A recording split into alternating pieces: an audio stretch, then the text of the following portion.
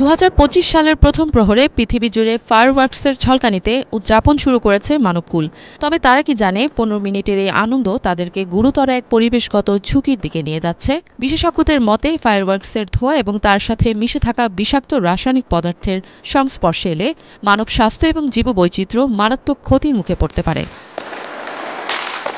সীসা, sulphur dioxide, carbon dioxide এবং অন্যান্য দূষণকারী উপাদানগুলো বায়ুমণ্ডলে ছড়িয়ে পড়লে অনেকের শ্বাস প্রশ্বাসজনিত সমস্যা, হৃদরোগ, স্ট্রোক, এমনকি যে কারো অকাল মৃত্যুও হতে পারে। ফায়ারওয়ার্কসের কারণে নষ্ট হয় বায়ুর গুণগত মান, দূষিত হয় পানি এবং বিভিন্ন স্থানে ঘটে অগ্নিকাণ্ডের ঘটনাও। প্রতি বছর যুক্তরাষ্ট্রে প্রায় ৩০০ মিলিয়ন পাউন্ড ফায়ারওয়ার্কস ব্যবহার করা হয়। এর ফলে বায়ুমণ্ডলে বিপুল পরিমাণে ক্ষতিকর রাসায়নিক পদার্থ ছড়িয়ে পড়ে।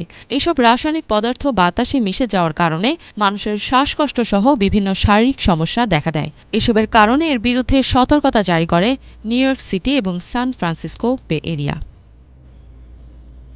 এদিকে নতুন বছরের উদযাপনকালে আতশবাজির অযাচিত এবং বিপজ্জনক ব্যবহার সম্পর্কে সতর্ক করে জাতীয় স্তরে তা নিষিদ্ধ করার আহ্বান জানিয়েছে জার্মানির পুলিশ ও চিকিৎসক সমিতি।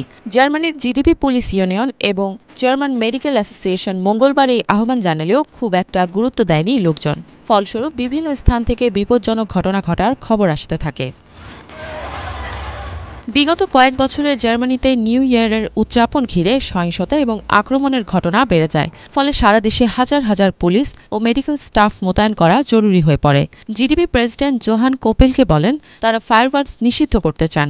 প্রতি বছর জিডিপি ফায়ারওয়ার্কস নিষিদ্ধের আহ্বান জানালেও রাজনৈতিক সদিচ্ছার অভাবে তা সম্ভব হচ্ছে না। জার্মান মেডিকেল অ্যাসোসিয়েশনের সভাপতি ক্লাউস রেইনহার্ট বলেন, মদ্যপ হয়ে এবং ভুলভাবে ফায়ারওয়ার্কসের ব্যবহার গুরুতর দুর্ঘটনা ঘটাতে পারে। ২০২২ সালে ফায়ারওয়ার্কসের কারণে প্রায় ৩১,৩০২টি আগুন লাগার ঘটনা ঘটে। ৮৫%ই ছিল বনে আগুন লাগার মতো ঘটনা। এ সময় $১০৯ মিলিয়ন আর্থিক ক্ষয়ক্ষতিও হয়। ২০১৭ সালে ফায়ারওয়ার্কসের কারণে একটি ৫০,০০০ একর বনভূমিতে আগুন ছড়িয়ে পড়ার ঘটনা ঘটে।